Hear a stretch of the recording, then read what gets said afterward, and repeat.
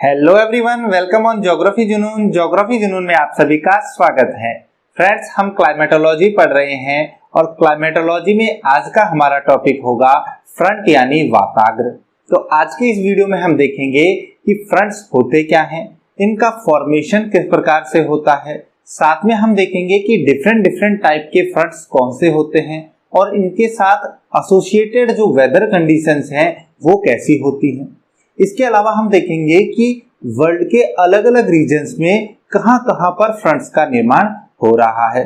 ठीक है दोस्तों, तो सबसे पहले हम बात करते हैं कि फ्रंट होते क्या हैं। देखिए, फ्रंट या वाताग्र जो है ये तब बनते हैं जब दो विपरीत स्वभाव वाली वायु राशियां, ठीक है, जब अपोजिट नेचर की दो एयर मासेज एक दूसरे के पास आती हैं, यानी इनका अभिसरण होता है, कन्वर्जेंस होता है, तो उनके बीच में एक ऐसी इंक्लाइंड सरफेस, एक ढलुआ सतह का निर्माण हो जाता है जिसमें दोनों एयर मासेज जो हैं वो एक दूसरे से सेपरेटेड रहती हैं और इसी को वाताग्र या फ्रंट कहते हैं।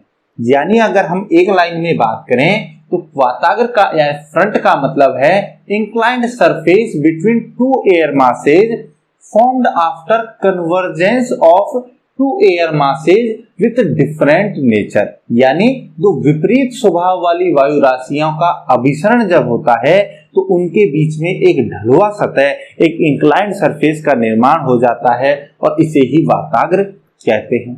ठीक है, यानी हम यहाँ पर बात कर रहे हैं कि वाताग्र जो है, इस डेफिनेशन से क्या निकल रहा है कि वाताग्र जो है इंक्लाइंड सरफेस होती है, यानी ढालू सतह होती है। अब ढालू सतह का मतलब ये हो गया कि ये ना तो धरातल के समानांतर यानी सरफेस के पैरेलल भी नहीं होंगी और परपेंडिकुलर बिल्कुल वर्टिकल भी नहीं होंगी, यानी ना तो ये समानांतर है ना लंबवत है, बल्कि धरातल के साथ एक एंगल बना रखा है, एक कोण के साथ झुकी होती है, तो इसी को वाताग्र कहते हैं। जैसे ये मान लीजिए ये क्या है, ये सरफेस है, ठीक है, ये पूरी क्या है, सरफेस है। अब इस सरफेस के साथ ना तो ये यूं सीधे हैं, ठीक है, ना ही यूं पैरेलल है, ठीक है, ना तो हॉरिजॉन्टल है ना वर्टिकल है, बल्कि एक एंगल बनाया है इसने। ये सरफेस है और इस सरफेस के साथ वाताग्र ने एक एंगल पे झुकाव है, ठीक है, इंक्लाइंड है। ठीक है, तो सबसे पहली कंडीशन वाताग्र क्या है, इंक्लाइंड सरफेस है, यानी कि एक कोण बनाते हुए एक सर्टेन एंगल पे ये धरातल के साथ झुकी हुई है। ठीक है, दूसरा देखें हम तो फ्रंट जो है उनके निर्माण के लिए हमें दो कंडीशंस और मिलती हैं यहाँ पे। पहली क्या मिलती है कि कन्वर्जिंग एयर मास होना चाहिए, यानी दो वायु राशियां जो है वो पास पास आनी चाहिए। ठीक है, जब दोनों पास पास आएंगी तभी जाकर के फ्रंट का निर्माण होगा। ठीक है, और दूसरा है कि कॉन्ट्रास्टिंग कैरेक्टरिस्टिक्स होना चाहिए, यानी जो डिफरेंट नेचर होना चाहिए, दोनों के जो गुण हैं उन गुणों में एक दूसरे से विपरीत होने चाहिए। ठीक है, दोनों के गुणों में विपरीत वायु राशियां एयर मासेज होनी चाहिए। अब दोनों के विपरीत किस किस गुण की हम बात कर रहे हैं, किन कैरेक्टरिस्टिक्स की बात कर रहे हैं, तो सबसे पहली है हमारे टेम्परेचर, यानी तापमान में अंतर होना चाहिए दोनों एयर मासेज के। ठीक है, दूसरा है ह्यूमिडिटी, आर्द्रता में भी डिफरेंस होना चाहिए, ह्यूमिडिटी आर्द्रता दोनों की अलग अलग होनी चाहिए। तीसरा हम बात करें डेंसिटी, घनत्व में अंतर होना चाहिए। जब टेम्परेचर में होगा तो डेंसिटी में तो ऑब्वियसली डिफरेंस हो ही जाएगा, घनत्व में भी अंतर होगा, और साथ में इनकी स्पीड जो गति है उसमें भी डिफरेंस होना चाहिए। ठीक है, तो इस तरह से दो वायु राशियां आनी चाहिए और दोनों का कन्वर्जेंस होना चाहिए और साथ में इनका जो नेचर जो है वो डिफरेंट होना चाहिए in the reference of temperature, humidity, density and speed. ठीक है, इन चारों फेवर में इसका डिफरेंट कैरेक्टरिस्टिक होना चाहिए। ठीक है, तब जाकर के एयर मास का निर्माण होता है। ठीक है, अब हम बात कर रहे हैं इसकी इंक्लाइंड सरफेस की। ठीक है, ये एक सरफेस है, मगर अगर इसको देखा जाए ना दोस्तों तो वास्तव में जो वाताग्र जो होते हैं वो एक 3 डायमेंशनल बॉर्डर की तरह होते हैं। ठीक है, एक त्रिविमीय सीमा होती है, एक बॉर्डर होती है। 3 डायमेंशनल क्या है, 3 डायमेंशनल का मतलब आप इससे देखिए, ये फ्रंट है, ये क्या है, फ्रंट है, तो फ्रंट के साथ देखिए एक तो इसकी यहां से यहां तक क्या हो रही है, थिकनेस है, मोटाई है इसकी, साथ में इसकी क्या हो गई, यहां से यहां तक अगर हम बात कर रहे हैं तो ये क्या हो रही है, इसकी चौड़ाई हो रही है, ठीक है। और साथ में इसकी क्या है, यहाँ पर पूरी एक लंबाई भी है, ठीक है। तो थ्री डायमेंशनल ये एक पूरी बॉर्डर होती है जिसपे आकर के दो एयर मासेज जो है वो कन्वर्ज कर रही हैं, ठीक है दोस्तों। ये एक थ्री डायमेंशनल होती है, वाताग्र जो है फ्रंट एक थ्री डायमेंशनल होता है। मगर ये देखिए, ये एक तरफ तो एयर मासेज को, अगर इधर कोल्ड एयर मास है और इधर वार्म एयर मास है, तो इन दोनों को एक तरफ तो ये सेपरेट करने का काम कर रहा है। क्यों? क्योंकि दोनों वायु राशि एक दूसरे के विपरीत स्वभाव वाली है।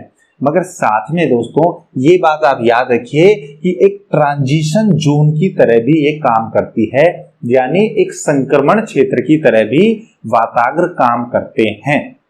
किनके बीच में संक्रमण क्षेत्र होते हैं? दो एयर मासेज के बीच में, और दोनों एयर मासेज क्या है, विपरीत स्वभाव वाली है। संक्रमण क्षेत्र से क्या मतलब होता है? संक्रमण क्षेत्र का मतलब है कि जब दो वायु राशि मिल रही हैं तो उनके बीच में जो ये फ्रंट बन रहा है, इसमें दोनों वायु राशियों के गुण मिलेंगे आपको, ठीक है। यानी अगर एक तरफ वार्म एयर मास है, दूसरी तरफ कोल्ड एयर मास है, तो जो फ्रंट की थिकनेस है उस थिकनेस के अंदर, उसे ट्रांजिशन जोन के अंदर दोनों प्रकार की एयर मास जो है वो आकर के एक दूसरे के गुणों को ट्रांसफर करती हैं। एक दूसरे के अंदर जो टेम्परेचर, ह्यूमिडिटी है वो एक दूसरे के साथ ट्रांसफर करती हैं। इस वजह से इनके बीच ट्रांजिशन होता है। किसका ट्रांजिशन? कैरेक्टरिस्टिक्स का ट्रांजिशन होता है, इनके गुणों का आदान प्रदान होता है, इसलिए इसको संक्रमण जोन भी कहा जाता है। ट्रांजिशन जोन यानी संक्रमण क्षेत्र भी कहा जाता है वाताग्र को, ठीक है। तो एक तरफ तो थ्री डायमेंशनल बॉर्डर का की तरह काम कर रहा है और दोनों एयर मासेज को सेपरेट कर रहा है, दूसरी तरफ ये एयर मासेज को आपस में गुणों के ट्रांसफर करने का एक रीजन भी प्रोवाइड कर रहा है। अब देखिए, ये जो ट्रांजिशन जोन है, इस ट्रांजिशन जोन में अगर हम देखें कि मान लीजिए दो वायु राशियां ऐसी हैं जिनके स्वभाव में ज्यादा डिफरेंस नहीं है, यानी उनके टेम्परेचर और ह्यूमिडिटी की जो कंडीशन है वो ज्यादा डिफरेंट नहीं है, या यूं कहें कि लगभग एक जैसे कैरेक्टरिस्टिक्स हैं, ठीक है। तो जब दो वायु राशियां ऐसी जिनके लगभग एक जैसे कैरेक्टरिस्टिक्स हैं, जब पास पास आएंगे, उनका कन्वर्जेंस होगा, तो क्या होगा? तब दोनों वायु राशियां आपस में घुलने मिलने लग जाएंगी, उनका मिक्सचर आपस में जल्दी से बनने लगेगा। यानी हम यूं कहें कि जो ट्रांजिशन जोन है वो कैसा होगा? वाइड होगा, ठीक है। यानी इस ट्रांजिशन जोन की जो थिकनेस है वो कैसी होगी? अधिक होगी, ठीक है। हम ऐसे माने कि मान लीजिए इस तरफ से आ रही है वार्म एयर मास और इस तरफ से कोल्ड एयर मास, ठीक है। मगर इनके बीच में क्या है? टेम्परेचर में ज्यादा डिफरेंस नहीं है, यानी इनके गुण लगभग एक जैसे हैं। तो क्या होगा? यहाँ पर ये आसानी से मिलने लगेगी और ये जो ट्रांजिशन जोन है ये कैसा हो जाएगा?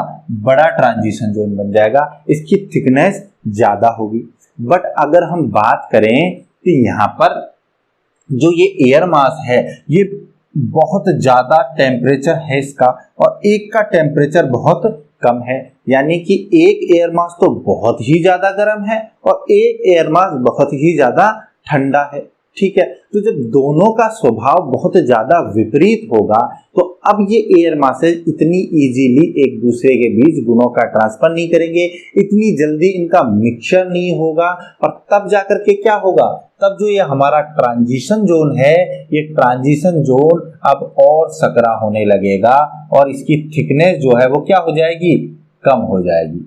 समझ गए? इनके बीच में जो गुणों का ट्रांसफर है वो कम होगा और ये थिकनेस जो है वो कम हो जाएगी, ठीक है। तो फ्रंट जो है उसकी थिकनेस कम हो जाएगी, इस ट्रांजिशन जोन की थिकनेस कम हो जाएगी जितनी ज्यादा वायु राशि के गुणों में अंतर होगा।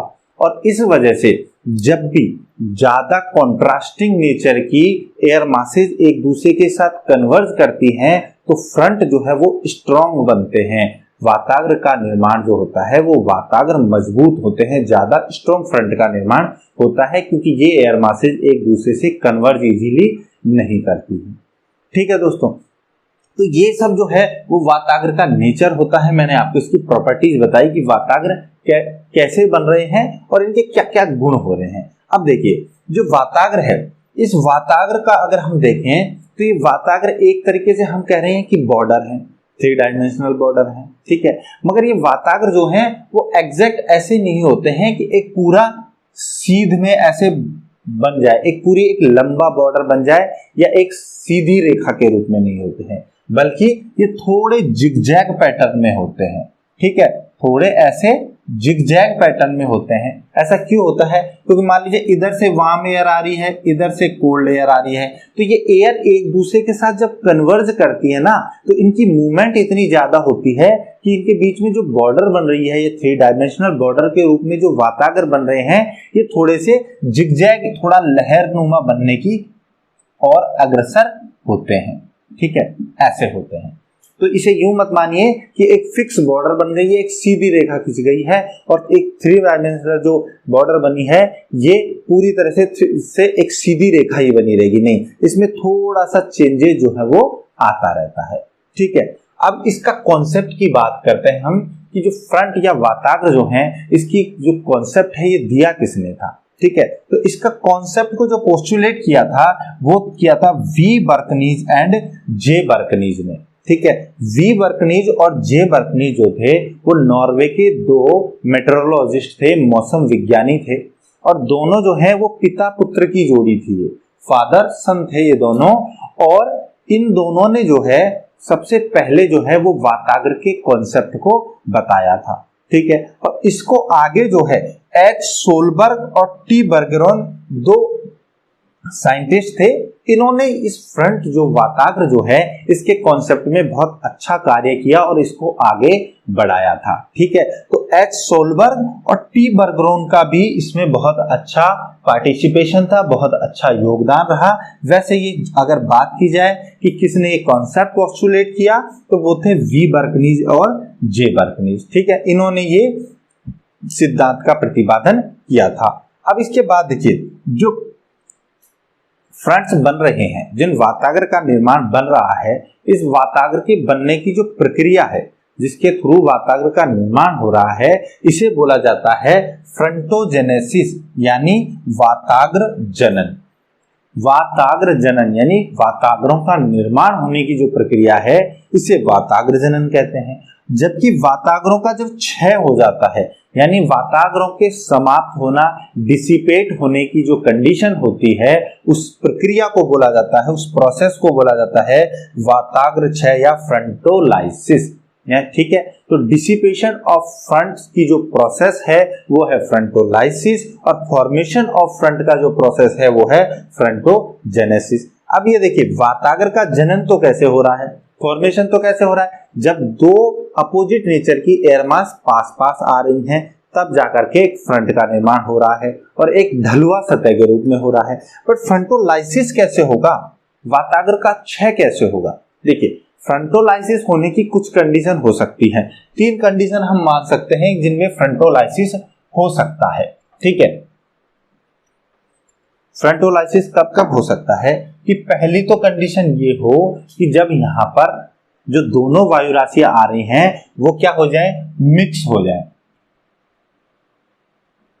Mixing of two air masses, दोनों एयर मास जो हैं वो एक दूसरे से मिल जाएं और इनके मान लीजिए कि लगभग समान से स्वभाव वाली वायु राशियां थी और वाताग्र जो है वो कमजोर था, बना तो था मगर कमजोर बना था, तो दोनों वायु राशियां जो हैं वो एक दूसरे के साथ मिल जाएं, एक दूसरे के बीच में क्या करेंगे, गुणों का, उनके कैरेक्टरिस्टिक्स का ट्रांसफर करे, टेम्परेचर, ह्यूमिडिटी, इनको आपस में ट्रांसफर करे और इनका नेचर दोनों का बिल्कुल एक जैसा हो जाए। जब इन दोनों के बीच में नेचर ही कॉन्ट्रास्टिंग नहीं रहेगा तो वाताग्र समाप्त हो जाएगा, वाताग्र का क्षय हो जाएगा, ठीक है। तो पहली तो कंडीशन ये हो जाएगी कि दोनों एयर मास मिक्स कर जाएं, ठीक है, तब ये वाताग्र क्षय हो सकता है।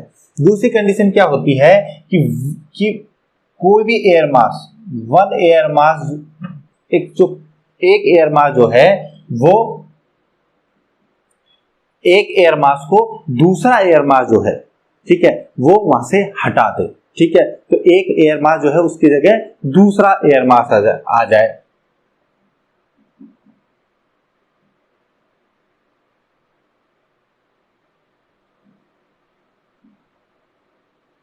ठीक है।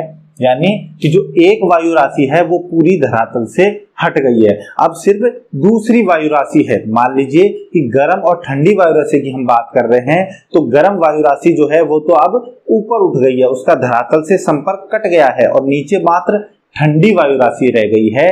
ठीक है, मात्र कोल्ड एयर मास रह गया है। तब हो सकता है कि यहाँ पर वाताग्र जो है उसका क्षय हो। जैसे ये कंडीशन है, इस कंडीशन में क्या हो कि यहाँ कोल्ड एयर मास है और यहाँ धरातल पर वार्म एयर मास है। अब ये वार्म एयर मास धीरे धीरे इतना ऊपर उठ जाए कि इस पूरी जगह पर कोल्ड एयर मास ही रह जाए।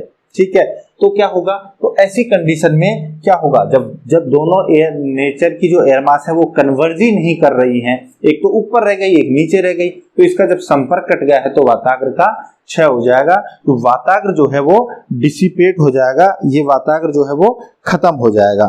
ठीक है, तीसरा क्या हो सकता है कि ऐसा हो कि हमने यहाँ पर कन्वर्जिंग जो एयर मास ली थी, ये कन्वर्जिंग एयर मास जो है इनकी डायरेक्शन कुछ ऐसी चेंज हो जाए कि अब यहाँ क्या हो जाए, डाइवर्जेंस हो जाए।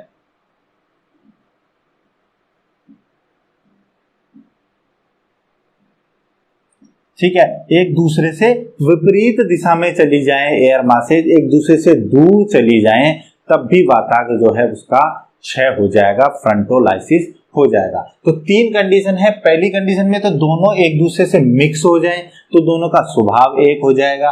दूसरा ऐसा हो कि दोनों जो है एयर मास, इनमें से एक एयर मास दूसरी एयर मास को रिप्लेस कर दे। ठीक है, यूं कह सकते हैं कि रिप्लेसमेंट हो जाए, एक एयर मास दूसरी एयर मास को रिप्लेस कर दे। और तीसरा हो सकता है कि इनके बीच डाइवर्जेंस हो जाए, इनके बीच अपसरण हो जाए, एक एयर मास दूसरे एयर मास से दूर चला जाए, तो भी वाताग्र जो है उसका क्षय हो जाएगा। इसे बोला जाता है फ्रंटोलाइसिस। ठीक है दोस्तों, अब देखिए इसके बाद आप देखिए कि जो फ्रंट्स जो होते हैं, इन फ्रंट्स का निर्माण जहां हो रहा होता है वहां पर ज्यादातर साइक्लोन्स आते हैं। ठीक है, और सबसे ज्यादा कॉमन एरिया जो फ्रंट्स का होता है, हम या यूं कहें कि वाताग्र जो है वो ज्यादातर जिन क्षेत्रों में बनते हैं वो होते हैं टेम्परेट रीजन्स, शीतोष्ण क्षेत्रों में सबसे ज्यादा आते हैं। ठीक है, और वाताग्र के साथ जो है साइक्लोन्स का निर्माण होता है, चक्रवात बनते हैं, और इसीलिए दोस्तों जो वाताग्र हैं इनको क्रेडल ऑफ साइक्लोन्स कहते हैं। क्रेडल ऑफ साइक्लोन यानी इन्हें वाताग्र को जो है वो इनको बोला जाता है चक्रवात का पालना या चक्रवात का उद्गम स्थल बोला जाता है। क्रेडल ऑफ साइक्लोन कहा जाता है किसको, वाताग्र को। और यहाँ पर जो ज्यादातर जो साइक्लोन्स बनते हैं टेम्परेट रीजन में बनते हैं, और टेम्परेट साइक्लोन यानी शीतोष्ण चक्रवात जो हैं वो सबसे ज्यादा आते हैं वाताग्रों के साथ। ठीक है, तो मोस्ट कॉमन जो होते हैं शीतोष्ण चक्रवात होते हैं, और शीतोष्ण क्षेत्र में बनने वाले वाताग्र ही सबसे ज्यादा दिखाई देते हैं। इन्हें क्रेडल ऑफ साइक्लोन्स भी कहते हैं। ठीक है दोस्तों, तो ये सब बातें थी हमें वाताग्र के बारे में जानने के लिए, फ्रंट्स के बारे में जानने के लिए। अब हम फ्रंट्स के अलग अलग टाइप डिस्कस करते हैं कि फ्रंट्स कितने टाइप के होते हैं।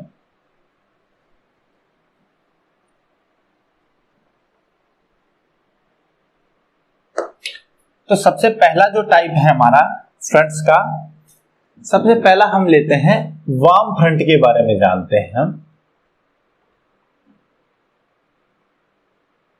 वार्म फ्रंट या उष्ण वाताग्र के बारे में जानते हैं कि वार्म फ्रंट क्या होता है। ठीक है, तो उष्ण वाताग्र का निर्माण कब होता है? उष्ण वाताग्र का निर्माण तब होगा जब एक तरफ से गर्म वायु राशि है और एक तरफ कैसी है, ठंडी या कोल्ड एयर मास है। तो जो वार्म एयर मास है ये ज्यादा एक्टिव होनी चाहिए। वार्म एयर मास जो है वो ज्यादा एक्टिव है, और ज्यादा एक्टिव होने की वजह से वार्म एयर मास तेजी से चल रहा है, और ये चलते हुए और कोल्ड एयर मास के ऊपर चढ़ जाता है, तब वार्म फ्रंट का निर्माण होता है। ठीक है, तो यहाँ पर कौन सी होगी, वार्म एयर जो है वो क्या होगी, एक्टिव होगी। ठीक है, उष्ण वाताग्र का निर्माण जब होगा जब गर्म वायु राशि अधिक सक्रिय होने के कारण वो ठंडी वायु राशि के ऊपर चढ़ जाती है, तो उसे वार्म फ्रंट या उष्ण वाताग्र कहते हैं। इस डायग्राम में देखिए ये क्या आ रही है, यहाँ पर क्या है, यहाँ पर ये कोल्ड एयर है, ठीक है, यहाँ पूरे रीजन में नीचे कोल्ड एयर है सरफेस के साथ साथ, और इस तरफ से यहाँ से जो आ रही है दोस्तों ये वार्म एयर आ रही है। ठीक है, अब इस वार्म एयर ने क्या किया, वार्म एयर जब इधर से आई तो इसने आते हुए यहाँ से और ये आते हुए इस कोल्ड एयर के पास आकर के और कोल्ड एयर के ऊपर ऐसे चढ़ने लगी, यहाँ से ऊपर चढ़ रही है। ठीक है, तो इसकी वजह से इनके बीच में जो ये जो एक तरीके से 3 डायमेंशनल बॉर्डर का निर्माण हुआ है, जिसकी ये सरफेस है, ठीक है, ये क्या है, वार्म फ्रंट की सरफेस है ये ऊपर वाली, और ये पूरी बॉर्डर का निर्माण हो रहा है, इसी को वार्म फ्रंट कहते हैं। तो वार्म फ्रंट का निर्माण कब हुआ, एयर मास, जब warm air mass cold air mass के ऊपर चढ़ती है। ठीक है दोस्तों, दूसरी बात अगर हम इसकी करें तो जो वार्म फ्रंट जो होते हैं वो उनपे स्लोप जो होता है वो ज्यादातर जेंटल स्लोप होता है।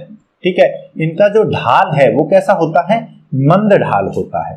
ठीक है, और मंद ढाल कितना होता है, इनका जो ढाल है वो लगभग 1/100 टू 1/400 के रेशो में होता है। 1:100 से 1:400 के बीच इनका ढाल होता है। अब इसको कैसे समझेंगे, 1:100 और 1:400 क्या है, देखिए इस डायग्राम में आप देखिए 1:100 से मतलब है कि अगर ये जो वातागर है इसकी ऊंचाई अगर 1 किलोमीटर तक बढ़ेगी, ठीक है, मान लीजिए 1 किलोमीटर तक ऊंचाई बढ़ रही है, हम इसको मान लें कि ये इसकी ऊंचाई है। ठीक है, ये ऊंचाई है लगभग 1 किलोमीटर। अगर 1 किलोमीटर ऊंचाई में ये वातागर बन रहा है तो ये लंबाई जो होगी ना इसकी दोस्तों, ये जो फ्रंट बन रहा है इसकी जो लंबाई है वो लगभग 100 किलोमीटर है। ठीक है, यानी अगर 1 किलोमीटर ऊंचाई में फ्रंट बढ़ रहा है, ठीक है, अब फ्रंट कैसे बढ़ रहा है, फ्रंट बढ़ रहा है यहां से, जैसे ये सरफेस है, इस सरफेस के साथ यहां से फ्रंट बढ़ रहा है, तो इसकी ऊंचाई जो है वो तो बढ़ रही है कम, बट इसकी जो लंबाई है वो ज्यादा हो रही है। समझ रहे हैं, ऐसे इसी तरीके से जैसे यहां से हम देखें इसकी, तो अगर ये ऊंचाई यहां से फ्रंट बढ़ रहा है तो इसकी ये ऊंचाई, ये तो क्या है, इसकी ऊंचाई है, तो ये अगर 1 किलोमीटर है तो इसकी जो लंबाई होगी वो लगभग 100 किलोमीटर होगी। इसे बोला जाता है इसका जेंटल स्लोप। तो 1:100 से और 1:400, 1:100 टू 1:400 के बीच में इसका स्लोप होता है, इसे मंद ढाल या जेंटल स्लोप मानते हैं। ठीक है, अब ऐसा क्यों हो रहा है, मंद ढाल क्यों होता है वार्म फ्रंट का, क्योंकि जो गर्म वायु राशि है वो एक्टिव तो है बट वो ठंडी वायु राशि के ऊपर खुद ही धीरे धीरे चढ़ रही है। ठीक है, इसको कोई पुश नहीं मिल रहा है कि कहीं से इसको पुश मिल रहा है या पीछे से कोई कोल्ड एयर इसको पुश लगा रही है, ऐसा कुछ नहीं है, ये खुद एक्टिव है और खुद ही धीरे धीरे ऊपर चढ़ रही है। देखिए यहाँ पे क्या हो रहा है, नीचे तो कोल्ड एयर है बट वार्म एयर खुद ऊपर चढ़ रही है, खुद से ऊपर चढ़ रही है, और इस वजह से ये बहुत धीरे धीरे ऊपर चढ़ती है, और इसी कारण से ये स्लोप जो है वो जेंटल हो जाता है, बहुत मंद हो जाता है। ठीक है, तो वार्म फ्रंट जो है उसके साथ ज्यादातर स्लोप जो है वो जेंटल स्लोप ही होती है, कुछ एक कंडीशंस को छोड़कर। ठीक है, अब देखिए वार्म फ्रंट जो है इसके साथ हम एसोसिएटेड कौन कौन सी वेदर कंडीशन है इसकी बात करते हैं कि उष्ण वातावरण के साथ जो है वायु राशि जो है वो किस प्रकार से चलेंगी, और इसके साथ साथ मौसमी दशाएं जो वेदर कंडीशंस है वो कैसे बदलती है। तो वार्म फ्रंट के साथ हम बात करते हैं एसोसिएटेड वेदर कंडीशंस की। ठीक है, एसोसिएटेड वेदर की हम बात करते हैं वार्म फ्रंट के साथ। तो देखिए दोस्तों, जो वार्म फ्रंट है उसमें आप हमेशा याद रखिए कि जब शीतोष्ण चक्रवात बनेंगे, ठीक है, तो चक्रवात के बनने के दौरान वार्म फ्रंट जो है वो चक्रवात के सबसे अगले भाग में होते हैं। ठीक है, शीतोष्ण चक्रवात जब बनेंगे, मान लीजिए हम इसको एक तरीके से माने शीतोष्ण चक्रवात का डायग्राम, तो अगले हिस्से में क्या आएगा, अगले हिस्से में यहाँ पर वार्म फ्रंट आएगा। सबसे पहले कौन सा आएगा, वार्म फ्रंट आएगा, उसके बाद क्या आएगा, वार्म सेक्टर आएगा, और उसके पीछे क्या आएगा, कोल्ड फ्रंट आएगा। ठीक है, तो जब भी साइक्लोनिक कंडीशन आती है तो सबसे आगे जो है वो वार्म फ्रंट आते हैं, या हम यूं कहें कि जो चक्रवात बन रहे हैं वो चक्रवात के आगमन को कह लो या फिर वार्म फ्रंट का आगमन कह लो। ठीक है, अप्रोचिंग वार्म फ्रंट कह लो या अप्रोचिंग साइक्लोन कह लो, बात एक ही है, क्योंकि सबसे आगे वार्म फ्रंट ही आना है। तो जैसे जैसे वार्म फ्रंट आगे बढ़ता है वैसे वैसे मौसमी दशाएं भी परिवर्तित होती हैं। तो किसी जगह पर कैसे मौसमी दशाएं परिवर्तित होंगी। तो सबसे पहले देखिए दोस्तों, जब वार्म फ्रंट जो है उसका ढाल हमने देखा कि एक जेंटल स्लोप है, ठीक है। तो इस वार्म फ्रंट के साथ साथ आपको जो मौसमी दशाएं हैं वो परिवर्तित होती हुई दिखाई देंगी, मगर उसकी कंडीशन ये है कि एयर मास जो है इसके साथ साथ ह्यूमिडिटी कैसी है, आर्द्रता कैसी है एयर मास में, किस पे डिपेंड करेंगी कि एयर मास की ह्यूमिडिटी कैसी है, आर्द्रता कैसी है। दूसरा, इसकी स्टेबिलिटी कैसी है, ये स्टेबल है या अनस्टेबल है, ठीक है। जो वार्म एयर मास है उसके अंदर ह्यूमिडिटी कैसी है, स्टेबिलिटी कैसी है, और दूसरा डिपेंड करेगा कि स्लोप कैसा है फ्रंट का, ठीक है। इनके आधार पर आपको वायु राशि जो है वो अलग अलग मौसम को प्रदान करेगी, अलग अलग मौसम दिखाई देंगे। मान लीजिए कि जेंटल स्लोप हम बात कर रहे हैं वार्म फ्रंट में, ठीक है। तो क्या होगा कि वार्म फ्रंट में जेंटल स्लोप है और एयर मास जो है वो कैसी है, ये कंडीशन देखिए कि एयर मास एक स्टेबल एयर मास है, ठीक है, एक स्थायी एयर मास है, ये एकदम से तेजी से ऊपर नहीं उठ रही है। जो अनस्टेबल एयर मास होगी उसके अंदर बहुत ज्यादा ह्यूमिडिटी होती है, बहुत ज्यादा वो गर्म होती है और वो तेजी से ऊपर उठती है, ठीक है। बल्कि जो स्टेबल एयर मास है उसके अंदर ह्यूमिडिटी भी कम है, ठीक है, और साथ में इसके अंदर जो जेंटल स्लोप से उठ रही है और ये बिल्कुल स्टेबल है, धीरे धीरे ऊपर उठ रही है। तो जब air mass, warm air mass धीरे धीरे ऊपर उठेगी तो क्या होगा, धीरे धीरे ऊपर उठने के दौरान इसके साथ साथ इसके अंदर जो एडियाबैटिक लैप्स रेट से इसका जो तापमान कम होता है, क्योंकि ऊपर उठती हुई गर्म वायु हमेशा क्या होती है, फैलती है, फैल करके ठंडी होती है। तो इसका जो ठंडा होना है वो किससे होता है, रुद्धोष्म पतन दर से, एडियाबैटिक लैप्स रेट से। तो एडियाबैटिक लैप्स रेट से ये ठंडी भी धीरे धीरे होगी, ठीक है। कैसे होगा कि हम बात कर रहे हैं सबसे पहले कि जेंटल स्लोप है, जेंटल स्लोप के साथ बढ़ रही है एयर मास और कैसी है, स्टेबल एयर मास है, ठीक है। जेंटल स्लोप है, स्टेबल एयर मास है, तो क्या होगा, ये इसकी स्लो मूवमेंट होगी, धीरे धीरे ऊपर बढ़ेगी, स्लो राइजिंग होगी, ऊपर धीरे धीरे बढ़ेगी। तो इससे क्या होगा, जो एडियाबैटिक लैप्स रेट है उससे टेम्परेचर जो है वो क्या होगा, स्लोली फॉल करेगा, धीरे धीरे ही तापमान में कमी आएगी। तो जब तापमान में धीरे धीरे कमी आएगी तो इसका कंडेंसेशन भी स्लो होगा, ठीक है। संघनन जो हो रहा है वो भी स्लो होगा, क्योंकि सैचुरेशन के लिए क्या है, एडियाबैटिक लैप्स रेट जरूरी है। तो एडियाबैटिक लैप्स रेट से जब ठंडी होगी तो धीरे धीरे ठंडी होगी, तो कंडेंसेशन भी धीरे धीरे होगा। और जब कंडेंसेशन इसका धीरे धीरे होगा तो इसकी वजह से क्या होगा, जो प्रेसिपिटेशन है, जो फॉर्मेशन ऑफ क्लाउड है और जो प्रेसिपिटेशन है, वर्षण जो है वो भी क्या होगा यहाँ पर। ये आप खास याद रखिए कि जो वार्म फ्रंट होता है इसके साथ साथ प्रेसिपिटेशन जो है वो कैसा होता है, स्लो होता है, धीरे धीरे वर्षा होगी, पहली बात। दूसरा, लॉन्ग लास्टिंग होगी, ज्यादा लंबे समय तक बारिश होगी, ठीक है। मंद गति से वर्षा होगी और अधिक समय तक होगी, लॉन्ग लास्टिंग होगी। और इसके अलावा ये बहुत बड़े क्षेत्र पर होगी, एक्सटेंसिव रीजन पर होगी, बहुत बड़े क्षेत्र में ये वर्षा होगी। ऐसा क्यों होगा, हमने इसका ढाल क्या देखा है, 1/100 to 1/400, यानी कि इसकी ऊंचाई 1 किलोमीटर है तो लंबाई 400 है। अब आप सोचिए इसकी जब लंबाई इतनी ज्यादा है तो इसके पूरे क्षेत्र में वर्षा होगी तो कितना बड़ा क्षेत्र हो गया, लगभग 400 किलोमीटर का क्षेत्र हो गया, या 100 से 400 किलोमीटर के बीच का क्षेत्र हो गया, तो लगभग 400 किलोमीटर तक के क्षेत्र जो है उसमें इसकी वर्षा होगी। तो एक बहुत बड़े क्षेत्र में होगी और एयर धीरे धीरे धीरे धीरे राइज करेगी, धीरे धीरे एडियाबैटिक लैप्स से ठंडी होगी, धीरे धीरे कंडेंसेशन होगा, बादल का निर्माण होगा और वर्षा भी धीरे धीरे होती है, ठीक है। ये होगी जेंटल स्लोप में। अब इसमें देखिए, इसमें हमने क्लाउड्स में भी कुछ चीजें देखी थी, वहां भी मैंने आपको कुछ बताया था। यहाँ भी क्लाउड्स जो है उनकी कंडीशन यहाँ पर अलग अलग होगी। कैसे होगी कि यहाँ पर जो सबसे पहले जो क्लाउड बनेंगे वो होंगे सिरस क्लाउड, ठीक है। कौन से बादलों का सबसे पहले निर्माण होगा, सिरस यानी पक्षाप बादलों का सबसे पहले निर्माण होगा। और पक्षाप बादल जो हैं वो साइक्लोन के कह लो या वार्म फ्रंट के आने का इंडिकेशन होते हैं। जब भी किसी क्षेत्र में साइक्लोन आने वाले होते हैं तो उससे कुछ समय पहले आसमान में हमें हाई क्लाउड दिखाई देते हैं जो सिरस क्लाउड होते हैं। ये कैसे होते हैं, सिरस क्लाउड हाई क्लाउड होते हैं, ऊंचाई पे बनते हैं, ठीक है। इसके बाद क्या होगा, इसके बाद दूसरे जो क्लाउड बनते हैं वो होते हैं सिरोस्ट्रेटस, ठीक है। पक्षाभ स्तरीय बादलों का निर्माण होगा। ठीक है,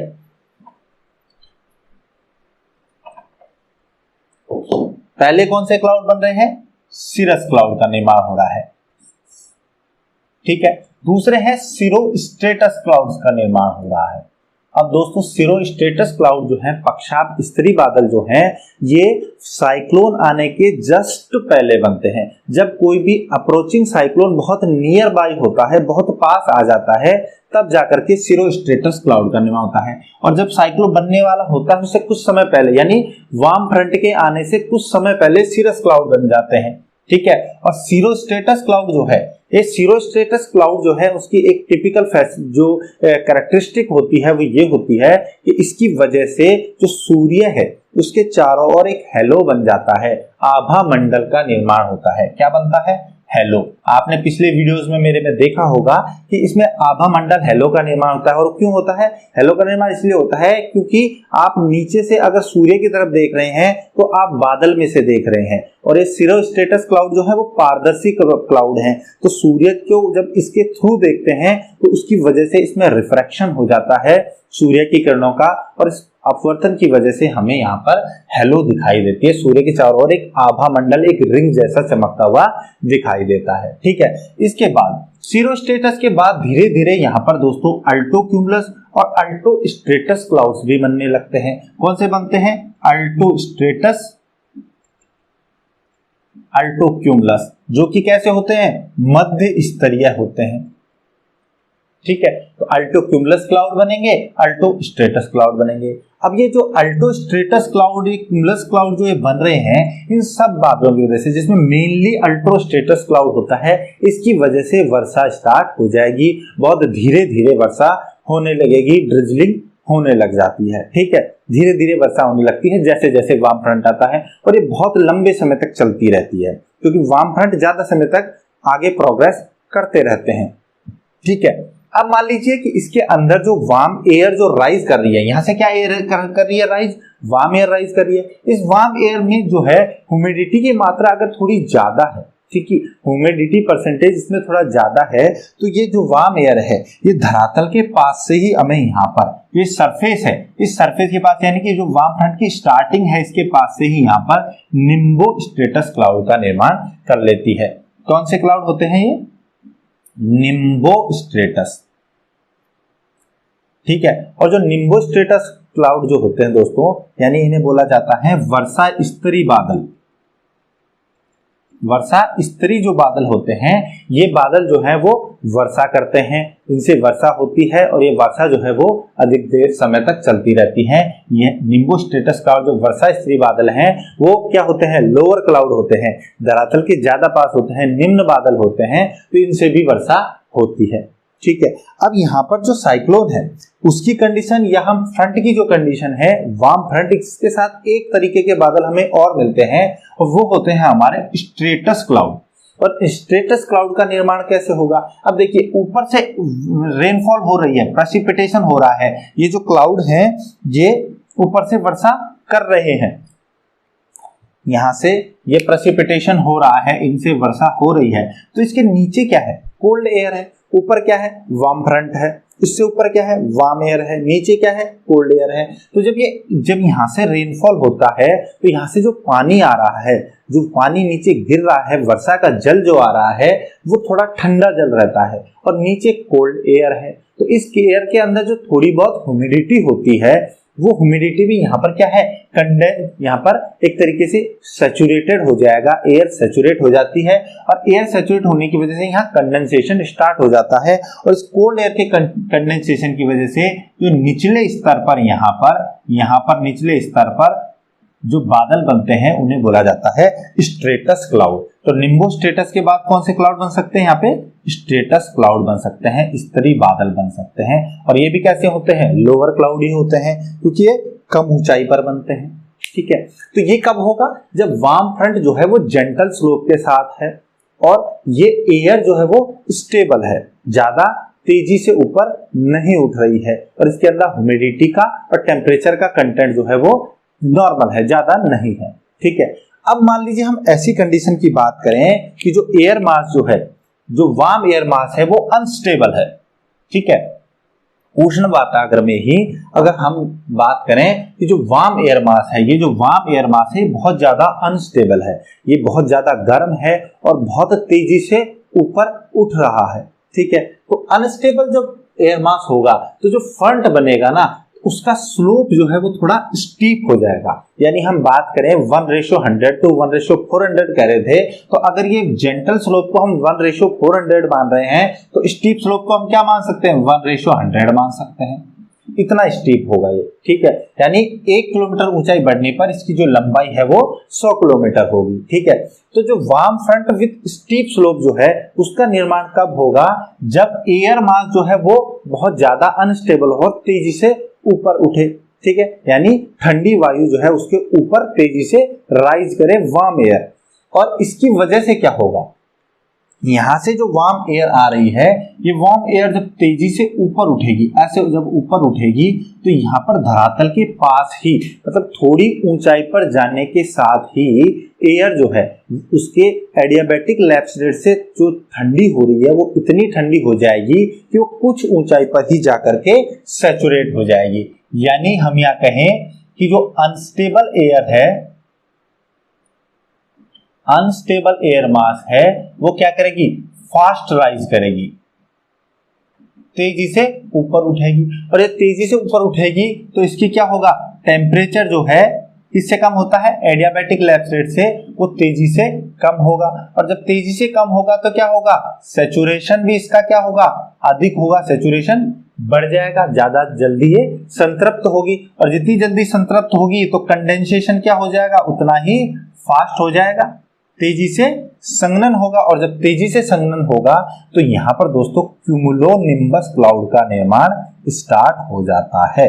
क्यूमुलोनिम्बस यानी यहाँ पर होता है कपासी वर्षा बादल का निर्माण होता है, कपासी वर्षा बादल का निर्माण होता है। और क्यूमुलोनिम्बस क्लाउड आप रिमाइंड कीजिए, मैंने आपको क्लाउड्स में भी बताया कौन से होते हैं, clouds with higher vertical extension, जिनकी वर्टिकल एक्सटेंशन बहुत ज्यादा होता है, ऐसे क्लाउड्स कैसे होते हैं, क्यूमुलोनिम्बस क्लाउड होते हैं, ठीक है। तो यहाँ पे देखिए ये जब तेजी से ऊपर बढ़ेगी तो तेजी से ऊपर बढ़ने के कारण कम ऊंचाई से ही यहाँ पर कंडेंसेशन स्टार्ट हो गया और ये धीरे धीरे एयर जहां तक राइज करेगी इसके ऊपर यहाँ पूरा एक क्यूमुलोनिम्बस क्लाउड बनने लगेगा। और इस क्यूमुलोनिम्बस क्लाउड की वजह से क्या होती है, इसकी वजह से बहुत तेजी से वर्षा होती है, ठीक है। तो कैसे होगी, फास्ट रेनफॉल होगा, बहुत तेजी से होगा, यानी हम कहें हैवी रेनफॉल होगा, हैवी रेनफॉल होगा, वर्षा तेजी से होगी, ठीक है। इसके अलावा यहाँ पर थंडर स्टॉर्म्स भी आ सकते हैं, तड़ित झंझा भी हो सकती है, क्योंकि तड़ित झंझा होने के लिए हमेशा याद रखिए कंडीशन क्या है, एयर जितनी ज्यादा ऊपर उठेगी थंडर स्टॉर्म्स बनने के चांसेस इतने ज्यादा होते हैं, तो थंडर स्टॉर्म्स आ सकते हैं। इसके अलावा लाइटनिंग भी हो सकती है। लाइटनिंग का मतलब है कि यहाँ पर बिजली चमकेगी, बिजली भी चमकेगी और बहुत तेजी से रेनफॉल होता है जब वार्म एयर मास अनस्टेबल होकर तेजी से ऊपर उठता है। साथ साथ यहाँ पर सिरस क्लाउड, सिरोस्ट्रेटस का, अल्टोस्ट्रेटस क्लाउड, ये सब भी बनते हैं वार्म फ्रंट के आने से पहले ही बन जाते हैं। जैसे वार्म फ्रंट आया, वार्म फ्रंट आने से पहले सिरस बनेगा तो उसे सिरोस्ट्रेटस बन जाएगा और फिर आने के बाद अल्टोस्ट्रेटस, अल्टोक्यूमुलस ये बनने लगेगा। और सबसे धरातल के पास में वार्म फ्रंट के स्टार्टिंग से ही क्या बनेगा, क्यूमुलोनिम्बस क्लाउड बनेगा और तेजी से वर्षा होगी। बहुत तेजी से वर्षा होने की वजह से ये जो वर्षा है ये कैसी होगी, ये शॉर्ट लास्टिंग होगी।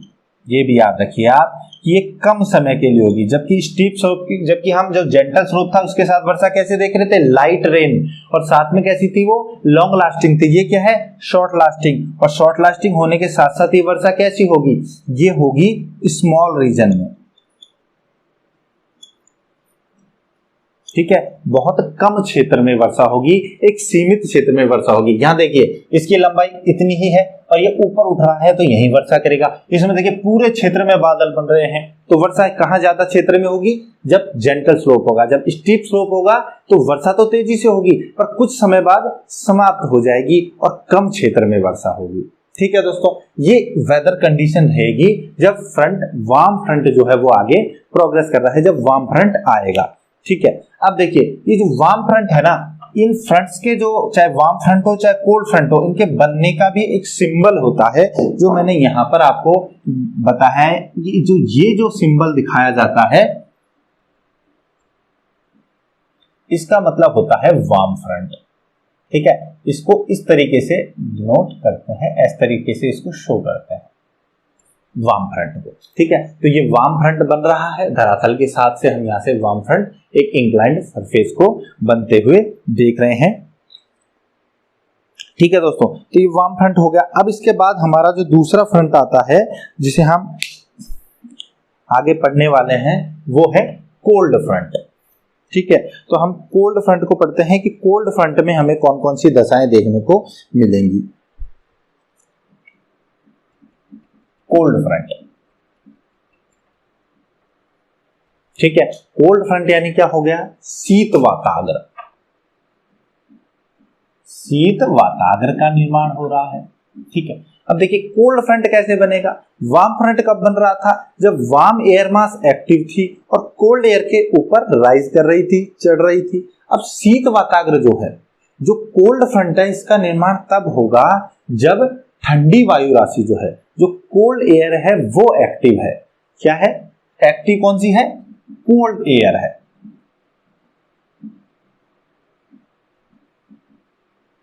ठीक है, और इसका जो एक सीक्वेंस जो होता है वो कैसे होता है, यहां पर कोल्ड एयर है अगले भाग में, और इसके बाद सबसे पहले यहां पर क्या बन रहा है, वार्म फ्रंट बन रहा है। ये कौन सा फ्रंट बन रहा है, यहाँ पर ये वार्म फ्रंट बन रहा है। और वार्म फ्रंट के बाद ये जो रीजन है ये क्या है, ये है वार्म सेक्टर जहां पर वार्म एयर है, और इसके पीछे क्या है, कोल्ड। यहाँ पर ये क्या बन रहा है, कोल्ड फ्रंट बन रहा है, और इसके पीछे क्या है, यहाँ पर कोल्ड एयर है। तो जब वार्म एयर के पीछे वाली जो कोल्ड एयर है, ठीक है, यहां पर क्या है वार्म एयर, इसके पीछे वाली जो कोल्ड एयर है, ये जब एक्टिव होती है तो ये क्या करती है दोस्तों कि यहां से जब बहुत ज्यादा एक्टिव होती है तो ये आकर के वार्म एयर पर धक्का लगाती है।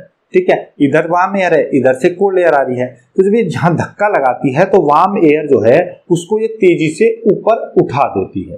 ठीक है, यहाँ तो वार्म एयर खुद उठ रही थी, ठीक है, और यहां उठाई जा रही है, ये याद रखिए, यहां पर कोल्ड एयर आके धक्का लगा रही है। इसकी वजह से जो इस तरफ की जो वार्म सेक्टर है, ये क्या है, वार्म सेक्टर है, इस वार्म सेक्टर की जो एयर है ये तेजी से ऊपर उठने लगती है। ठीक है, और क्योंकि कोल्ड एयर जो है वो बहुत ज्यादा एक्टिव है, और कैसी है, कोल्ड एयर कैसी रहती है, कोल्ड एयर जो है वो कैसी रहती है, ड्राई है एक तो, ठीक है, हैवी है, ठीक है, बहुत ज्यादा भारी है, ड्राई है, और कैसी है, कोल्ड है, ठंडी है। तो जो ठंडी और भारी वायु है कोल्ड, उसकी तुलना में हम अगर वार्म एयर को देखें तो वार्म एयर कैसी होती है, वार्म होती है, लाइट होती है, हल्की होती है। ठीक है, और इसके अंदर ह्यूमिडिटी कंटेंट भी ज्यादा रहता है। ठीक है, तो वार्म और ह्यूमिड लाइट एयर जो है वो ज्यादा तेजी से ऊपर उठेगी, और कोल्ड एयर जो है वो इसके नीचे अटैक करके इसके स्थान को लेने का प्रयास करेगी, और इस वजह से जो ये फ्रंट का निर्माण हो रहा है इसे बोला जाता है कोल्ड फ्रंट। ठीक है, तो कोल्ड फ्रंट का निर्माण होगा कोल्ड एयर के एक्टिव होकर के वार्म एयर को पुश करके और ऊपर उठा देने से बनेगा। अब यहाँ देखिए, अब यहाँ सिचुएशन कैसी बन रही है, यहां पर हम देखें तो ये फ्रंट जो है इसमें आप स्लोप की बात करेंगे तो आपको इसका स्लोप कैसा दिखाई देगा, यहां पर जो स्लोप दिखेगा कोल्ड फ्रंट में वो होगा स्टीप स्लोप, बहुत ज्यादा तीव्र ढाल होगा। तीव्र ढाल क्यों होगा, क्योंकि अब यहां पर वार्म एयर खुद धीरे धीरे नहीं उठ रही है, उसको तेजी से अपने आप उठाया जा रहा है, इस वजह से यहां पर स्टीप स्लोप होता है। और अगर इसके ढाल की बात करें तो 1:52 1:100 के बीच में इसका स्लोप होता है। स्लोप का जो ढाल है वो 150 होता है, यानी कि अगर हम इसकी बात करें, ये ऊंचाई की बात करें, अगर ये 1 किलोमीटर है तो इसकी जो ये लंबाई है ये 50 से लेके और 100 किलोमीटर के बीच होती है, जबकि हमने वार्म फ्रंट में देखा था कि 100 से 400 किलोमीटर के बीच आइडियली मान रहे थे। ठीक है, तो ये कोल्ड फ्रंट जो है वो बड़ा स्टीप स्लोप है। अब जब ये स्टीप स्लोप है, ठीक है, यहाँ पर जो स्लोप है वो बहुत ज्यादा स्टीप हो गया है। ठीक है, तो अब यहाँ पर कंडीशंस कैसी हो जाएंगी, एसोसिएटेड जो वेदर कंडीशंस है वो कैसी हो जाएंगी यहाँ पर। अब यहाँ एसोसिएटेड वेदर कंडीशन जो है वो बड़ी ही ज्यादा क्या होगी, भयानक होती है। ठीक है, कैसे होती है भयानक, कि जब स्टीप स्लोप होता है तो स्टीप स्लोप की वजह से क्या है, एयर जो है, वार्म एयर जो है वो क्या करेगी, फास्ट राइज करेगी, तेजी से ऊपर उठेगी। ठीक है, तेजी से ऊपर उठेगी। जब ये तेजी से ऊपर उठेगी तो ऊपर उठने की वजह से यहाँ पर क्या होगा, इसका जो टेम्परेचर है वो भी क्या करेगा, तेजी से कम होगा। किससे कम होगा, एडियाबैटिक लैप्स रेट से, रुद्धोष्म पतंदर से। जब टेम्परेचर तेजी से कम होगा तो क्या होगा, टेम्परेचर तेजी से कम होने की वजह से इसका सैचुरेशन भी तेजी से होगा। ठीक है, और सैचुरेशन जो है वो बहुत ज्यादा तेजी से बढ़ेगा, ये ज्यादा संतृप्त होगी। और जब सैचुरेशन तेजी से होगा तो दोस्तों इसका जो कंडेंसेशन है वो भी क्या होगा, तेजी से होगा। और कंडेंसेशन जब तेजी से होगा तो उसकी वजह से क्या होगा, यहाँ पर जल्दी से क्लाउड फॉर्मेशन होगा। और क्लाउड फॉर्मेशन किस प्रकार के क्लाउड का निर्माण होगा, यहाँ पर बनेगा दोस्तों, यहाँ पर जो क्लाउड बनेगा वो बनेगा क्यूमुलोनिम्बस क्लाउड। ठीक है, ये प्रोमिनेंट क्लाउड होगा। यहाँ पर क्यूमुलोनिम्बस मतलब कपासी वर्षा बादल का निर्माण होगा। और एक कपासी वर्षा बादल, जैसे मैंने अभी बताया, ये वर्टिकली ज्यादा एक्सटेंड करते हैं, ऊपर तक ज्यादा उठते हैं और धरातल के पास से ही बनने लग जाते हैं। क्योंकि जो कंडेंसेशन है, यहाँ पर एयर तेजी से राइज कर रही है, ये ऊपर तेजी से उठ रही है, इसलिए यहीं से ही कंडेंसेशन स्टार्ट हो गया। और एयर जहां तक जाएगी वहां तक ये एयर का कंडेंसेशन होता जाएगा, साथ में वर्षा होती जाएगी और बादल का निर्माण होता जाएगा विद हायर वर्टिकल एक्सटेंशन। ठीक है, तो ये कपासी वर्षा बादल जो है, क्यूमुलोनिम्बस क्लाउड जो है, इससे क्या होगी, हैवी रेनफॉल होगा। यहाँ पर क्या होगा, हैवी रेनफॉल होगा। साथ में क्या होगा, ये रेनफॉल जो है वो कैसी होगी, शॉर्ट लास्टिंग, कुछ समय के लिए ही होगी, ज्यादा लंबे समय तक नहीं होगी। ठीक है, और किस में होगी, स्मॉल रीजन में होगी, बहुत कम क्षेत्र में होगी। ठीक है, बहुत कम क्षेत्र में होगी, तेजी से होगी और साथ में कम समय के लिए होगी। ठीक है, और इसकी वजह से दोस्तों यहाँ पर, क्योंकि एयर जो है ये वार्म एयर बहुत ऊपर राइज कर रही है, ऊपर तक बढ़ रही है, इस वजह से यहाँ पर थंडर स्टॉर्म भी आ सकते हैं, तड़ित झंझा भी आ सकती है। इसके अलावा यहाँ पर लाइटनिंग भी होगी, यहाँ पर बिजली भी चमकने लगेगी। और कभी कभी दोस्तों यहाँ पर हेल स्टॉर्म भी आते हैं। हेल स्टॉर्म का मतलब है यहाँ पर ओलावृष्टि भी होती है। ठीक है, ओलावृष्टि क्यों होती है, ओला के बनने की जो प्रोसीजर है वो मैं पहले आपको प्रेसिपिटेशन जब पढ़ाया था उस वीडियो में मैं आपको बता चुका हूं, आप वहां से जाके जरूर देखें। हेल स्टॉर्म क्यों होती है, क्योंकि यहाँ इतना समझिए कि एयर जो है वो बहुत ऊपर तक राइज करती जा रही है, इस वजह से जो है जो वर्षा की बूंदे हैं वो बूंदे ऊपर बढ़ती जा रही हैं और जमती जा रही हैं, इस वजह से यहाँ हेल स्टॉर्म भी होता है। ठीक है, तो आप ये याद रखिए, कोल्ड फ्रंट के साथ नॉर्मली कैसी वर्षा होती है, heavy rainfall, short lasting and small region में होती है। जबकि वार्म फ्रंट के साथ जेंटल स्लोप होता है ज्यादातर, और वर्षा जो है वो लंबे समय तक धीरे धीरे वर्षा होती है और ये बहुत बड़े क्षेत्र में होती है। वार्म फ्रंट के साथ यहाँ पर बहुत बड़ा क्षेत्र जो है वो प्रभावित होता है। ठीक है दोस्तों, ये हमने देखा कोल्ड फ्रंट। ठीक है, हालांकि इसके साथ भी सिरस क्लाउड, सिरोस्ट्रेटस क्लाउड और अल्टोस्ट्रेटस क्लाउड वगैरह बनते हैं। सिरोस्ट्रेटस क्लाउड से भी रेनफॉल होती है। ठीक है, मगर यहाँ पे क्यूमुलोनिम्बस क्लाउड जो है उसका ज्यादा प्रभाव रहता है। ठीक है, इसके बाद ये जो फ्रंट जो है, जो कोल्ड फ्रंट है, ये कोल्ड फ्रंट जो है इसको दिखाया कैसे जाता है, इसको आप देखिए। जैसे हमने यहां देखा है, ये देखिए, ये कोल्ड फ्रंट को हमने इस सिंबल से यहां दिखा रखा है। ठीक है, तो कोल्ड फ्रंट को दिखाया जाता है इस सिंबल से। ठीक है, यानी इसका मतलब है, अब आप यहां दोनों का अंतर समझिए।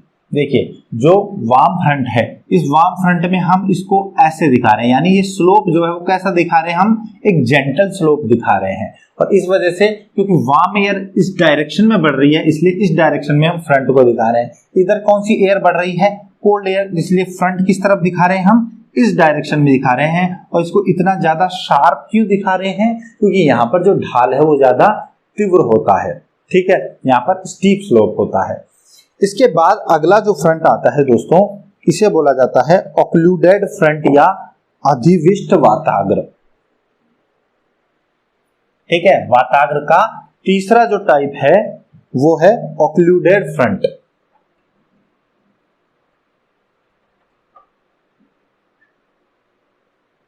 इसे बोला जाता है अधिविष्ट वाताग्र।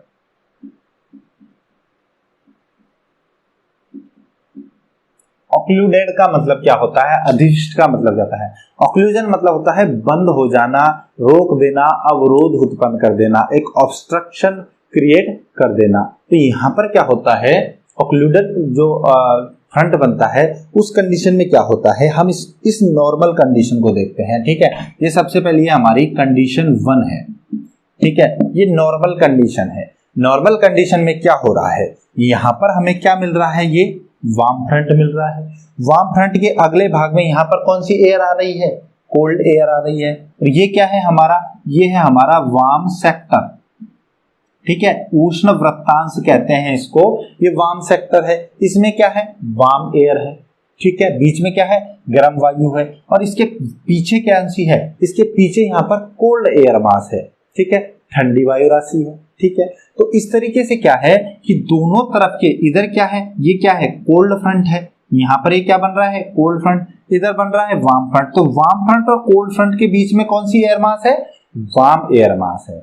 जब ये वार्म फ्रंट और कोल्ड फ्रंट जो है ये आपस में मिल जाएंगे, जब एक दूसरे के पास आ जाएंगे, तो इनके पास आने की वजह से ये जो वार्म एयर है वो इन दोनों के बीच में ऑक्लूड हो जाती है, ट्रैप हो जाती है, और इसका नीचे से जो संपर्क है वो कट जाता है, सरफेस से इसका बिल्कुल संपर्क कट जाएगा और ये धरातल से ऊपर उठ जाती है। तब जिस फ्रंट का निर्माण होता है उसे अधिविष्ट वाताग्र या ऑक्लूडेड फ्रंट कहते हैं। ऑक्लूजन का मतलब है वार्म एयर दोनों फ्रंट के बीच में ऑक्लूड कर गई है। ये नॉर्मल कंडीशन है। नॉर्मल कंडीशन में हमने ये वार्म सेक्टर देखा, अभी वार्म एयर जो है वो धरातल के साथ है। ये क्या है, सरफेस है, इधर से क्या बन रहा है, ये आ रहा है कोल्ड फ्रंट, इधर से आ रहा है वार्म फ्रंट, और इसके बीच में क्या है, एयर है। अब मान लीजिए ये दोनों पास आने लगे और ये एयर यहाँ से ऊपर उठ जाए, तब जिस वाताग्र का निर्माण होगा उसे बोला जाएगा ऑक्लूडेड फ्रंट, ठीक है। अब ये ऑक्लूडेड फ्रंट भी दो तरीके से बन सकता है। दोनों जो वाताग्र हैं, चाहे वो कोल्ड फ्रंट हो चाहे वार्म फ्रंट हो, इनका जो मिलना है दोस्तों, वो मिलना भी दो तरीके से हो सकता है। कैसे हो सकता है, पहली अब जो कंडीशन ले, हम लेते हैं पहली की cold occluded front. Cold occluded front की बात करें हम, यानी शीत अधिविष्ट वाताग्र की बात करें, तो शीत अधिविष्ट वाताग्र का निर्माण कब होगा। शीत अधिविष्ट वाताग्र का निर्माण जैसे इस डायग्राम में आप देखिए, यहाँ पर हमारा जो ये है वार्म फ्रंट बना हुआ है, इधर बना हुआ है कोल्ड फ्रंट। मान लीजिए जो कोल्ड फ्रंट के पीछे जो ये वायु है, ये जो एयर मास आ रहा है, ये एयर मास कोल्ड फ्रंट के पीछे से जो ये एयर मास है, ये एयर मास जो है वो बहुत ज्यादा ठंडा हो, ठीक है। तो कौन सा एयर मास ठंडा होगा, कोल्डर एयर मास कहां होगा, किसके पीछे वाला होगा, कोल्ड फ्रंट के पीछे वाला। बैक टू कोल्ड फ्रंट, ठीक है। कोल्ड फ्रंट के पीछे यहां पर बहुत ज्यादा ठंडी वायु है, ये देखिए यहाँ है हाईली कोल्ड एयर मास, बहुत ज्यादा ठंडी वायु राशि है, ठीक है। अब जब ये ठंडी वायु राशि बहुत ज्यादा होगी तो ये कोल्ड फ्रंट जो है वो तेजी से आगे बढ़ने लगेगा। क्यों बढ़ेगा, क्योंकि ये ठंडी वायु जो है वो तेजी से आगे की ओर प्रोग्रेस करेगी और यहाँ वह जो वार्म एयर है उस वार्म एयर पर अटैक करेगी, क्योंकि कोल्ड फ्रंट का निर्माण कब हो रहा था, इधर से आने वाली ठंडी वायु वार्म एयर को ऊपर, वार्म एयर मास को ऊपर उठा रही थी।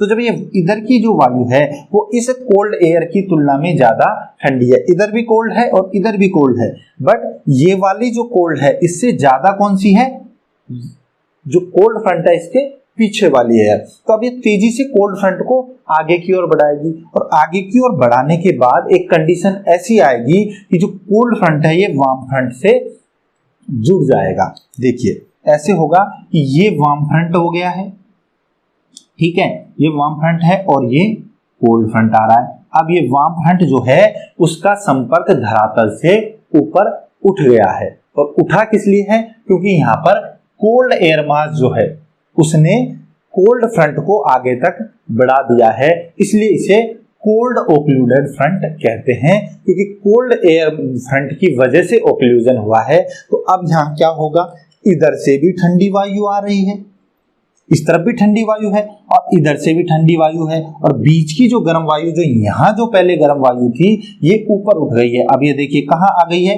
ये तो आगे है वार्म फ्रंट और ये कोल्ड फ्रंट, तो ये दोनों के बीच में, ठीक है, इन दोनों के बीच में आ गई है, इससे ऊपर ऊपर रह गई है और वार्म एयर जो है वो कोल्ड फ्रंट और वार्म फ्रंट के बीच में ओक्लूड कर गई है। और हुआ किसकी वजह से है, कोल्ड फ्रंट की वजह से हुआ है, इसलिए कोल्ड ओक्लूडेड फ्रंट कहते हैं।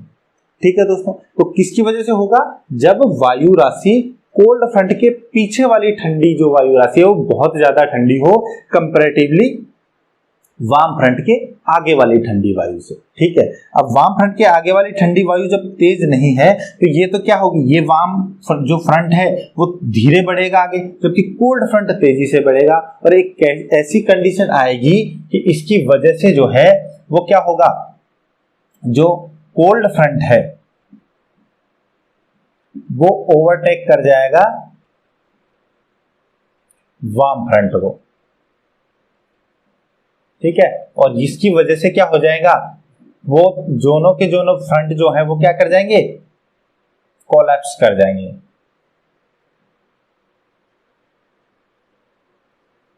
दोनों एक दूसरे के पास आ जाएंगे और ये वार्म एयर जो है ऊपर राइज हो जाएगी, जिसे कोल्ड ओक्लूडेड फ्रंट कहते हैं। दूसरी कंडीशन हो सकती है वार्म ओक्लूडेड फ्रंट की।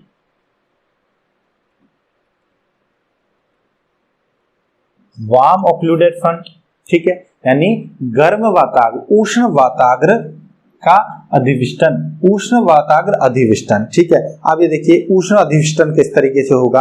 अब यहाँ पर क्या नाम दिया है हमने, वार्म ओक्लूडेड फ्रंट को। अब एक्टिव कौन सा फ्रंट होना चाहिए, वार्म फ्रंट ज्यादा एक्टिव होना चाहिए। ठीक है, अब यहाँ पर ओवरटेक कौन सा करेगा, वार्म फ्रंट करेगा। अब ऐसी कंडीशन आ जाएगी जो इस तरफ की जो कोल्ड एयर है, जिसके कोल्ड फ्रंट के पीछे वाली जो कोल्ड एयर है वो तो नॉर्मल कोल्ड है, बट जो वार्म फ्रंट है हमारा, जो ये वार्म फ्रंट है, ये वाला जो पहले वार्म फ्रंट पड़ रहा था, इसके पीछे आगे वाली जो ये कोल्ड एयर थी ये बहुत ज्यादा कोल्ड हो। ठीक है, ये कैसी है, हाईली कोल्ड एयर मास है।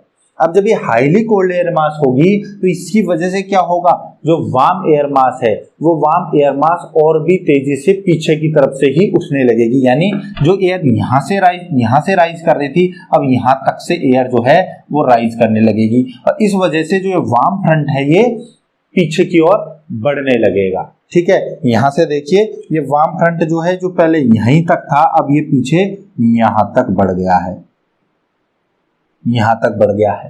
ठीक है, और जो कोल्ड एयर है वो कोल्ड एयर जो है वो पूरे नीचे के क्षेत्र में आ जाएगी और वार्म एयर जो है वो ऊपर रह जाएगी और साथ में यहां से आने वाला जो कोल्ड फ्रंट है वो वार्म फ्रंट से मिल जाएगा और इस वजह से नीचे धरातल पर सरफेस के साथ साथ सिर्फ कोल्ड एयर मास ही बचेगी, जबकि वार्म एयर मास पूरा ऊपर उठ जाएगा और दोनों फ्रंट के बीच में ऑक्लूड कर जाएगा।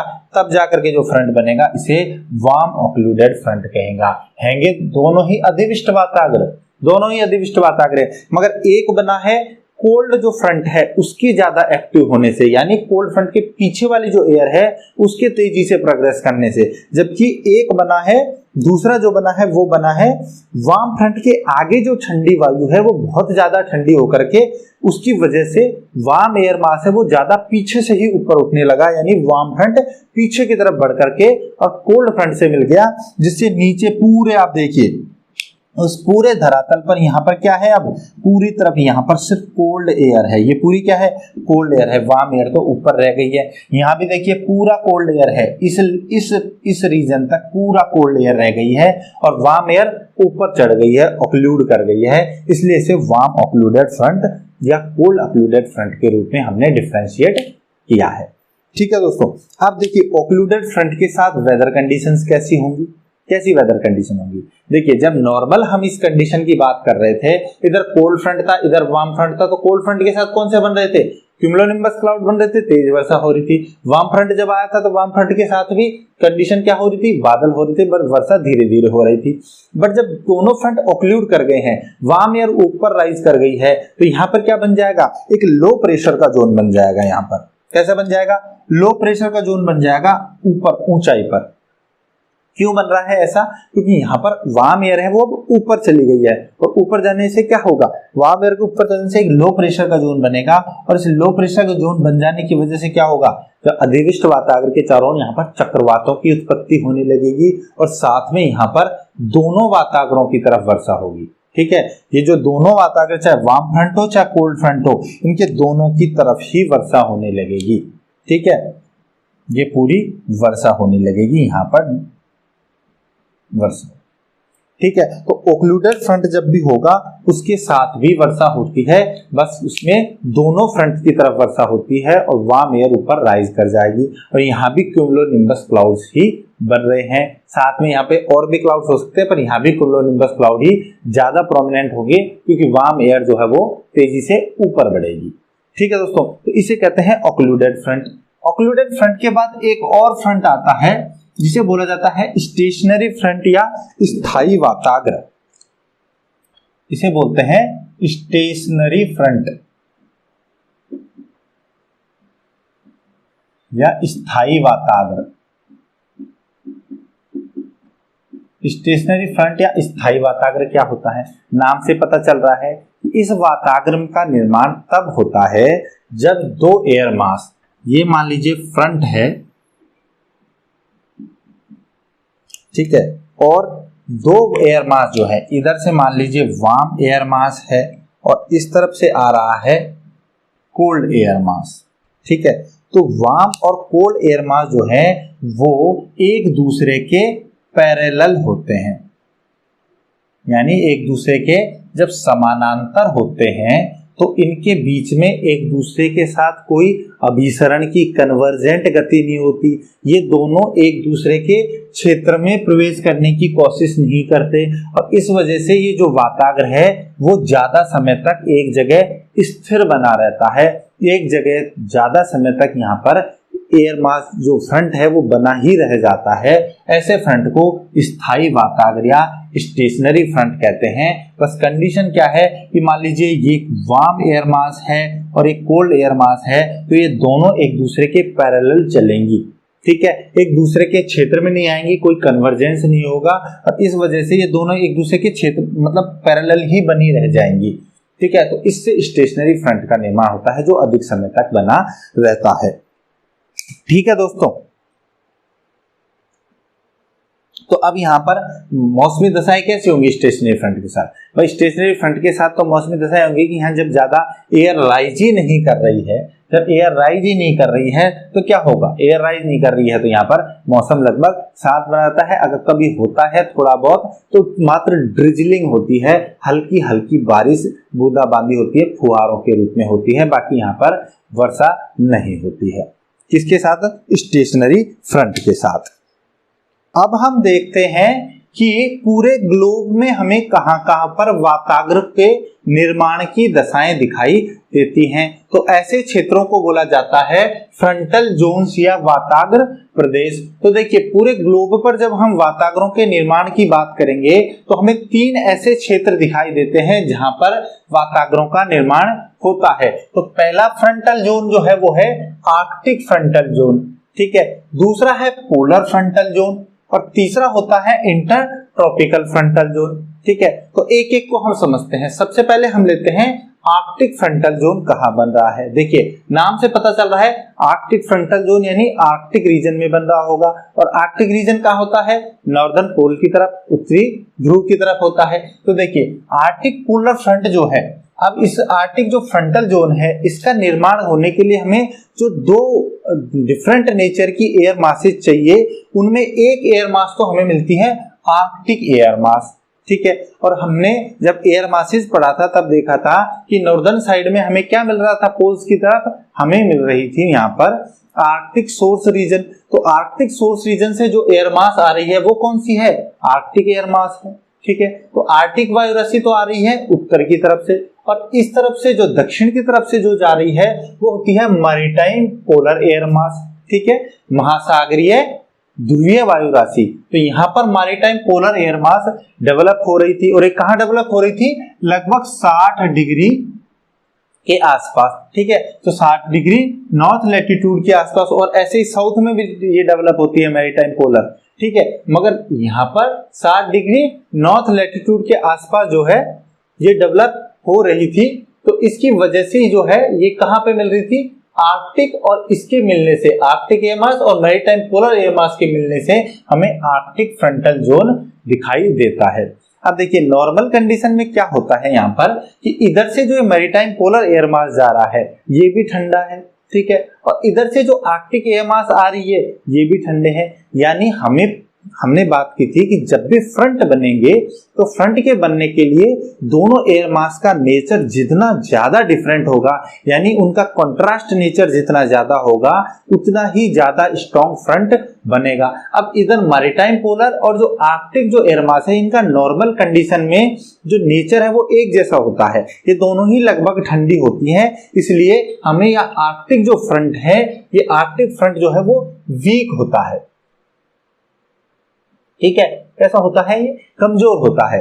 मगर जब कभी कुछ ऐसी कंडीशन हो जाती है कि जो आर्कटिक एयर मास है वो अधिक ठंडा हो और मैरीटाइम पोलर एयर मास जो है वो कम ठंडा होता है, तो इनके कंट्रास्ट नेचर की वजह से तब हमें आर्कटिक फ्रंट जो है वो स्ट्रॉन्ग दिखाई देता है, मजबूत दिखाई देता है, ठीक है। तो ये कहाँ कहाँ बन रहा होता है, आर्कटिक फ्रंट जब मजबूत आर्कटिक फ्रंट का निर्माण होता है तो इसकी दो प्राइमरी कंडीशंस होती हैं, दो प्राइमरी प्लेस होते हैं। पहला तो होता है कि नॉर्दर्न यूरेशिया, ठीक है, यूरेशिया जो है इसका उत्तरी भाग कहां पर होगा, बिल्कुल इसका जो आर्कटिक है उसके तट के पास, ठीक है। तो आर्कटिक जो है उत्तर में जो आर्कटिक महासागर है इसके बिल्कुल तट के पास ये जो नॉर्दर्न जो यूरेशिया का क्षेत्र है, यूरोप और एशिया का जो क्षेत्र है, साइबेरिया के उत्तर की तरफ का और यूरोप के उत्तर का क्षेत्र है, एक तो ये होता है। और दूसरा जो रीजन मिलता है हमें ये आर्कटिक फ्रंट का दिखाई देता है नॉर्दर्न बाउंड्री, बिल्कुल नॉर्दर्न जो अमेरिका है उसका बिल्कुल northern part, northern most part of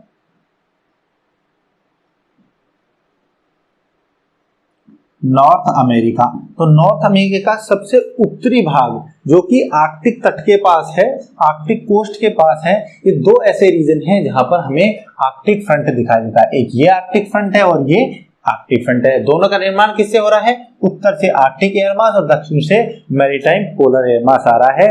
जब ये कभी स्ट्रॉन्ग होता है, इनके नेचर में डिफरेंस होता है दोनों वायु राशियों के में, तो इस रीजन में हमें दिखाई देता है, ठीक है। दूसरा आता है हमारा जो फ्रंटल जोन आता है वो है पोलर फ्रंटल जोन, और ये सबसे ज्यादा प्रोमिनेंट, सबसे ज्यादा इंपॉर्टेंट और सबसे ज्यादा स्ट्रॉन्ग फ्रंटल जोन होता है।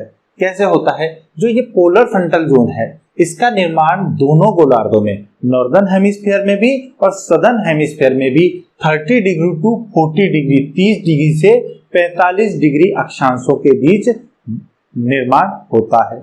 और इसका निर्माण किससे हो रहा होता है, इस फ्रंट का जो निर्माण हो रहा है ये हो रहा है दक्षिण से जारी है मैरीटाइम ट्रॉपिकल एयर मास, ठीक है, यानी महासागरीय उष्णकटिबंधीय वायु राशि जा रही है। कौन सी जा रही है, मैरीटाइम ट्रॉपिकल एयर मास।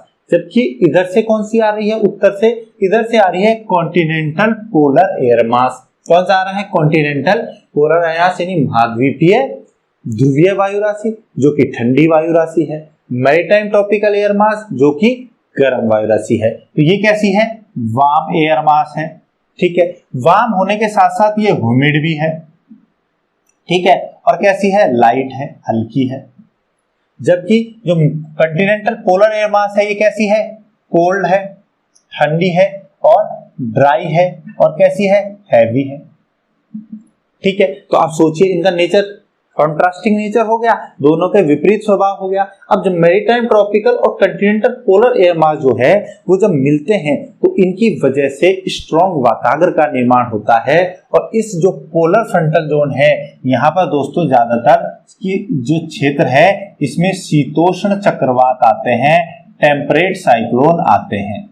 ठीक है, तो ये टेम्परेट साइक्लोन का क्षेत्र होता है, शीतोष्ण चक्रवात का निर्माण होता है। अब ये कहाँ पर होता है, सबसे ज्यादा ये हमें कहाँ मिलता है, ये देखिए इसका जो सबसे ज्यादा निर्माण होता है ये होता है जो 30 से 45 डिग्री के बीच का क्षेत्र है, वेस्टर्न कोस्ट या हम कहते हैं अटलांटिक का जो उत्तरी भाग है उसमें, और पैसिफिक का जो उत्तरी भाग है इसमें होता है।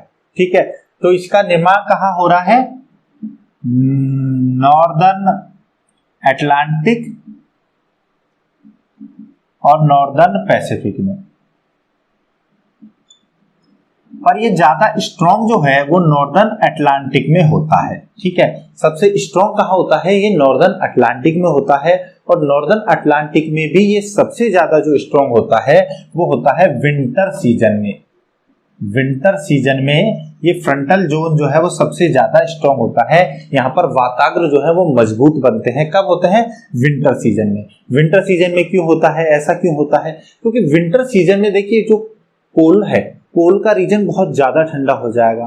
ठीक है, तो पोलर रीजन बहुत ज्यादा ठंडा होने से ये एयर मास बहुत ज्यादा कोल्ड हो जाता है। ठीक है, तो कॉन्टिनेंटल पोलर एयर मास जो है वो तो बहुत ज्यादा ठंडा होता है, जबकि जो मैरीटाइम ट्रॉपिकल एयर मास है वो अपेक्षाकृत अधिक गर्म रहता है, इसका टेम्परेचर हाई रहता है। तो इस वजह से इनके बीच में जो कॉन्ट्रास्टिंग नेचर है वो इतना ज्यादा हो जाता है कि यहाँ पर जो पोलर फ्रंट जो है वो पोलर फ्रंटल जोन बहुत मजबूत होता है, और यहाँ पर जो वाताग्र बनते हैं, फ्रंट्स बनते हैं वो मजबूत बनते हैं। और इसी वजह से इस रीजन में टेम्परेट साइक्लोन्स आते हैं।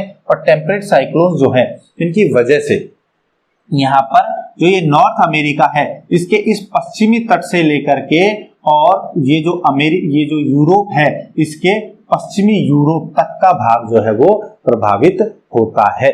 यहाँ पर बहुत अच्छी वर्षा होती है, रेनफॉल होता है, थंडरस्टॉर्म होती है, साइक्लोन आते हैं और साथ में लाइटनिंग होती है। अब ये क्या है, ये टेम्परेट साइक्लोन जो यहाँ पर डेवलप हो रहे होते हैं, जो नॉर्दर्न अटलांटिक में डेवलप हो रहे होते हैं, इनका इंडिया के पर्सपेक्टिव में भी बहुत इंपॉर्टेंस होता है।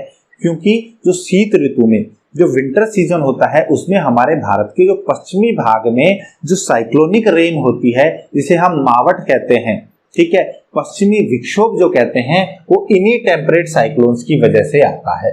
जो ये टेम्परेट साइक्लोन इस रीजन में डेवलप हो रहे हैं, इनके ही वजह से राजस्थान के पश्चिमी भाग, हरियाणा, पंजाब, पश्चिमी उत्तर प्रदेश तक जो है मावट होती है भारत के पश्चिमी भाग में। और ये क्यों आते हैं, क्योंकि यहाँ पर जो टेम्परेट साइक्लोन जो है, इन टेम्परेट साइक्लोन को यहाँ पर सब ट्रॉपिकल वेस्टर्ली जेट आज चलती है, जिसका हम पहले भी डिस्कशन कर चुके हैं। सब ट्रॉपिकल वेस्टर्ली जो जेट चल रही है, ठीक है, उपोष्ण कटिबंधीय जो पछुआ जेट प्रवाह हो रहा है, इस पछुआ जेट प्रवाह के कारण यहाँ से ऊपर अपर एटमॉस्फेयर में जो चल रही है, ये क्या करती है, इसको यहाँ पर टेम्परेट साइक्लोन को खींच के अपने साथ साथ और कहाँ ले आती है, भारत के पश्चिमी भाग में ले आती है। इसकी वजह से पाकिस्तान, अफगानिस्तान और भारत के इस रीजन में जो है वो बहुत वर्षा होती है विंटर सीजन में। तो ये साइक्लोन कब आते हैं, विंटर सीजन में आते हैं टेम्परेट साइक्लोन। और ये पोलर फ्रंट मजबूत कहाँ होता है,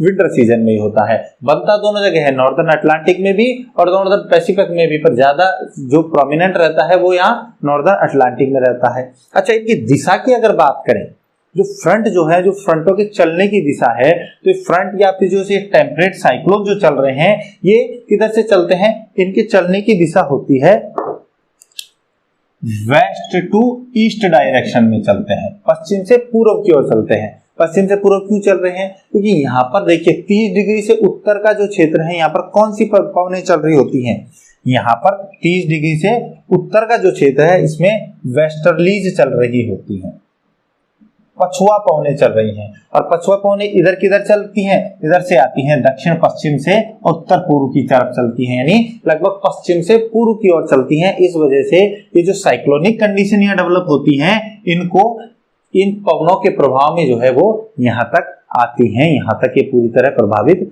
करती हैं। तो साइक्लोन पश्चिम से पूर्व की ओर चलते हैं, या हम कहे कि उत्तरी अमेरिका के पूर्वी तट से और पश्चिमी यूरोप की तरफ चलते हैं, और ये चलते हैं किसके प्रभाव में? वेस्टर्लीज के प्रभाव में। जबकि सबट्रॉपिकल वेस्टर्ली जेट जो है वो इन साइक्लोन्स को खींच के भारत तक लेके आती है। तो पोलर फ्रंट जो है ये बहुत इंपॉर्टेंट होता है। अब ये दोनों जगह बन रहा है, नॉर्दर्न हेमिस्फीयर में भी और सदर्न हेमिस्फीयर में। बन किस से रहा है? मैरीटाइम ट्रॉपिकल एयर मास, और उत्तर से कौन सा आ रहा है? Continental polar air mass. दक्षिण में यहाँ किससे बनेगा? ये मैरीटाइम ट्रॉपिकल एयर मास, और इधर से आ रहा है अंटार्कटिका एयर मास, तो अंटार्कटिका का ठंडी वायु राशि आ रही है। इस वजह से देखिए यहाँ पे भी दो जगह, यहाँ पर भी ये बन रहा होता है। ठीक है, पोलर फ्रंट जो है तो दक्षिण गोलार्ध में भी और उत्तरी गोलार्ध में भी बन रहा है। इसके बाद जो तीसरी जो फ्रंट है, ये फ्रंट ज्यादा इंपॉर्टेंट नहीं है और ना ही यहाँ पर ये ज्यादा स्ट्रॉन्ग फ्रंट बन पाता है। इसका नाम है इंटरट्रॉपिकल फ्रंटल जोन। इंटरट्रॉपिकल यानी ट्रॉपिकल रीजन जहां मिल रहे हैं, नॉर्दर्न और सदर्न ट्रॉपिकल रीजन जहां आके कन्वर्ज कर रहे हैं इक्वेटर के पास, वहां पर जो फ्रंट बनते हैं इन्हें इंटरट्रॉपिकल फ्रंटल जोन कहते हैं। अब इंटरट्रॉपिकल रीजन में आप क्या देख रहे हैं? इधर से कौन सी विंड आ रही है? ये नॉर्थ ईस्ट ट्रेड विंड आ रही है, ठीक है, और इधर से कौन सी आ रही है? साउथ ईस्ट ट्रेड विंड आ रही है, ठीक है। अब ये नॉर्थ ईस्ट और साउथ ईस्ट ट्रेड विंड जो है ये दोनों किधर से आ रही हैं? ट्रॉपिकल रीजन से ही आ रही हैं। किधर से हैं? ये भी ट्रॉपिकल है और ये भी ट्रॉपिकल रीजन से आ रही हैं। इस वजह से इनका जो नेचर है दोस्तों, इनके नेचर ज्यादा कॉन्ट्रास्टिंग होता नहीं है। इनकी टेम्परेचर कंडीशन, ह्यूमिडिटी कंडीशन या डेंसिटी कंडीशन जो है वो लगभग एक जैसी है। इसलिए जो इंटरट्रॉपिकल फ्रंट जोन जो है वो कैसा होता है? वीक जोन होता है, बहुत कमजोर क्षेत्र होता है। यहाँ पर ज्यादा मजबूत वाताग्र नहीं बन पाते हैं और बहुत कम वाताग्र बनते हैं। यहाँ दोनों तरफ क्या है? ये नॉर्थ ईस्ट और साउथ ईस्ट ट्रेड विंड आती हैं, कन्वर्ज करती हैं और ऊपर उठती हैं, इसलिए यहाँ ज्यादातर लो प्रेशर का जो है जोन बना रहता है। पर क्या है कि ये जो ITCZ है, इंटरट्रॉपिकल कन्वर्जेंस जोन है, ये जो ITCZ है जो कि एक निम्न दाब की लो प्रेशर की बेल्ट है, ये नॉर्दर्न और सदर्न साइड में जब शिफ्ट होती है तो इसके साथ साथ ये फ्रंटल जोन भी शिफ्ट होता है। तो क्या होता है कि समर सीजन जब है, गर्मी के दिनों में क्या होता है? समर सीजन है, और किस में हम बात कर रहे हैं? नॉर्दर्न हेमिस्फीयर में, उत्तरी गोलार्ध में जब समर सीजन होगा तो ITCZ क्या करेगी? उत्तर में शिफ्ट हो जाएगी और कहां तक पहुंच जाती है? लगभग यहाँ तक 30 डिग्री नॉर्थ लैटिट्यूड तक पहुंच जाती है। तो उस कंडीशन में क्या है? समर सीजन में 5 डिग्री नॉर्थ लैटिट्यूड से लेके और 30 डिग्री नॉर्थ लैटिट्यूड के बीच में ये इंटरट्रॉपिकल फ्रंट जोन है वो थोड़ा स्ट्रांग हो जाता है, और इसकी वजह से दोस्तों यहाँ पर ट्रॉपिकल साइक्लोन्स उत्पन्न होते हैं। क्या आते हैं? ट्रॉपिकल साइक्लोन आते हैं, और ये ज्यादा प्रोमिनेंट कहाँ होते हैं? ट्रॉपिकल साइक्लोन ये भी ज्यादा प्रोमिनेंट होते हैं वेस्टर्न पार्ट ऑफ ओशियन। जो महासागर हैं इनके पश्चिमी भागों में ही ये ज्यादातर उत्पन्न होते हैं। 5 डिग्री से 30 डिग्री नॉर्थ लैटिट्यूड के बीच समर सीजन में होते हैं, वेस्टर्न पार्ट ऑफ ओशियन में। और कहां पर होते हैं ये? इंटरट्रॉपिकल फ्रंट जोन में, क्योंकि ITCZ अब नॉर्दर्न साइड में शिफ्ट हो गया है, लगभग यहाँ पर आ गया है। तो इसकी वजह से इस रीजन में जो है पश्चिमी महासागरों के पश्चिमी भाग में, यानी इन पश्चिमी भागों में जो है वो क्या डेवलप होते हैं? ट्रॉपिकल साइक्लोन यानी उष्ण चक्रवात आते हैं। ठीक है, तो उष्ण कटिबंधीय चक्रवातों की उत्पत्ति किस रीजन में होती है?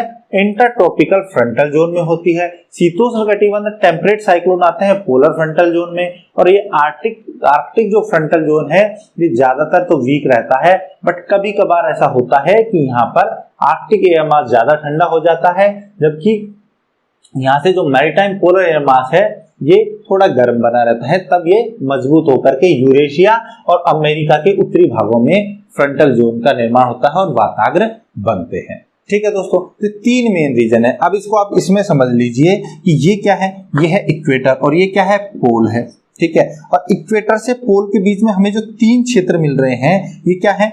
Frontal zone. तो पहला कौन सा है, आर्कटिक फ्रंट, दूसरा है पोलर फ्रंट, तीसरा कौन सा है, इंटरट्रॉपिकल फ्रंटल जोन। ठीक है, तो ये जो फ्रंट बन रहे हैं ये कौन से फ्रंट है, आर्कटिक फ्रंट है। और आर्कटिक फ्रंट किस किस वायु राशि से मिल रहे हैं, इधर से तो आर्कटिक एयर मास है और इधर से है पोलर एयर मास। ठीक है, आर्कटिक एयर मास और इधर से मैरीटाइम पोलर है, तो पोलर एयर मास आ रहा है, तो इनके मिलने से तो आर्कटिक फ्रंट बन रहा है। ये क्या है हमारे, ये किस मैक्सिमम किस लेवल तक बनते हैं फ्रंट, मैक्सिमम मिलते हैं ट्रोपोपॉज तक, सबसे ज्यादा मतलब ट्रोपोस्फीयर में बनते हैं। और ये याद रखिए कि जो फ्रंट है वो मैक्सिमम फ्रंट तो 3 किलोमीटर तक की ऊंचाई पर बनते हैं, कुछ फ्रंट 5 किलोमीटर तक की ऊंचाई पर बनते हैं, और 5 किलोमीटर धरातल से 5 किलोमीटर से अधिक ऊंचाई पर नाम मात्र के फ्रंट बनते हैं। ज्यादातर फ्रंट जो है वो 3 किलोमीटर तक बनते हैं और कुछ 5 किलोमीटर तक भी बनते हैं। ठीक है, तो ट्रोपोपॉज के लेवल तक यहाँ आएंगे हम मिड लैटिट्यूड्स में। जब मिड लैटिट्यूड में 30 से 45 डिग्री के क्षेत्र में आएंगे तो यहाँ पोलर फ्रंट बन रहा है। किस चीज से बन रहा है, इधर से आ रही है पोलर एयर मास, इधर से कौन सा है, ट्रॉपिकल एयर मास। ठीक है, तो पोलर और ट्रॉपिकल एयर मास से क्या बन रहा है, पोलर फ्रंट बन रहा है। और भी दक्षिण में जब आएंगे हम, जब नीचे आएंगे इक्वेटर पे आ जाएंगे तो इक्वेटर पे इंटरट्रॉपिकल फ्रंट है, और इंटरट्रॉपिकल फ्रंट पे क्या आ रही है, इधर से तो ट्रॉपिकल एयर मास है और इधर से थोड़ा इक्वेटोरियल एयर मास है। और कब आता है ये कब स्ट्रांग होता है, समर में। इसको इक्वेटोरियल इसलिए कहेंगे यहाँ से एयर मास को, क्योंकि अब ज्यादातर 30 डिग्री पे शिफ्ट हो गया है, तो ज्यादातर जो नॉर्थ जो साउथ ईस्ट ट्रेड विंड आएंगी ये इक्वेटोरियल एयर मास ही मान के हम यहाँ से लेंगे, और इधर से ट्रॉपिकल एयर मास आएगा ही जो उत्तर से आएगा। ठीक है, तो ये 3 जोन होते हैं जिनकी मैक्सिमम हाइट क्या हो सकती है, ट्रोपोपॉज हो सकती है, और ये 3 जो है वो फ्रंट जोन होते हैं जो हमें पूरे ग्लोब पर दिखाई देते हैं, जिनके साथ साथ वाताग्र यानी फ्रंट्स का निर्माण होता है। ठीक है दोस्तों, तो ये था, हमने फ्रंट के बारे में देखा कि फ्रंट क्या होते हैं, फ्रंट का फॉर्मेशन देखा, फ्रंट के लिए फेवरेबल कंडीशन देखी, साथ में हमने देखा कि फ्रंट्स के टाइप कैसे, उनके साथ साथ वेदर कंडीशन कैसे एसोसिएटेड रहती है। आप इसको जरूर याद रखिए, क्योंकि वेदर कंडीशन यहाँ इंपॉर्टेंट इसलिए है कि जब हम साइक्लोन पढ़ेंगे तो साइक्लोन पढ़ने में हमें ये वेदर कंडीशंस वहां पे भी आवश्यक होंगी, हमें वहां भी इनको देखना होगा। इसके बाद हमने देख लिया है कि साइक्लोन के कौन कौन से मेन रीजन है, और इसमें सबसे ज्यादा जो हमें काम आएगा वो आएगा पोलर फ्रंटल जोन या टेम्परेट साइक्लोन का जो रीजन है वो इंपॉर्टेंट होगा। ठीक है दोस्तों, तो आई होप कि आपको ये टॉपिक कंप्लीट समझ में आ गया है। अब आपका कोई डाउट रहा नहीं है, फिर भी आपको कोई डाउट है तो आप कमेंट कर सकते हैं, मेल कर सकते हैं मेरे को। अगर आपको वीडियो पसंद आ रहा है तो आप लाइक जरूर कीजिए, क्योंकि ये सब जो वीडियोस मैं आपको प्रोवाइड करा रहा हूँ इसमें बहुत मेहनत लगती है। अगर आप इसको लाइक करेंगे, चैनल को सब्सक्राइब करेंगे, तो मैं भी ज्यादा इसमें थोड़ा मोटिवेटेड फील करूंगा। ठीक है दोस्तों, तो मिलते हैं अगले वीडियो में। Thank you so much.